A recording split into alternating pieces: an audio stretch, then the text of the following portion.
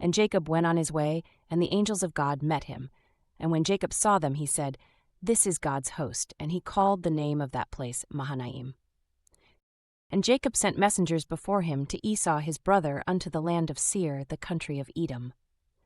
And he commanded them, saying, Thus shall ye speak unto my lord Esau. Thy servant Jacob saith thus, I have sojourned with Laban, and stayed there until now. And I have oxen and asses, flocks and menservants and womenservants, and I have sent to tell my lord, that I may find grace in thy sight. And the messengers returned to Jacob, saying, We came to thy brother Esau, and also he cometh to meet thee, and 400 men with him.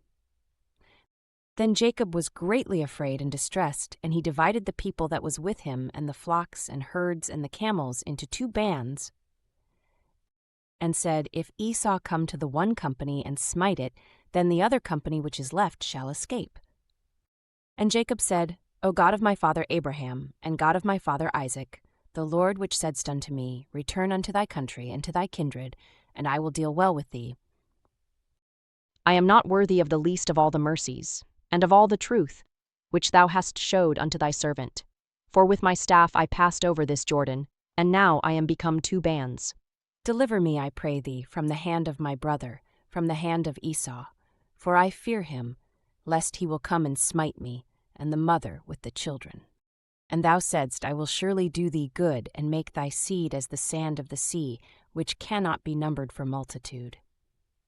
And he lodged there that same night, and took of that which came to his hand a present for Esau his brother.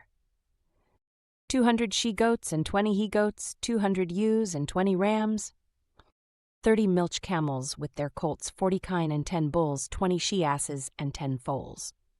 And he delivered them into the hand of his servants, every drove by themselves, and said unto his servants, Pass over before me, and put a space betwixt drove and drove.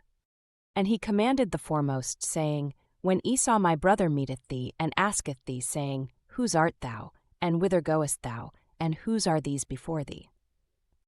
Then thou shalt say, They be thy servant Jacob's. It is a present sent unto my lord Esau, and behold, also he is behind us. And so commanded he the second and the third, and all that followed the droves, saying, On this manner shall ye speak unto Esau, when ye find him.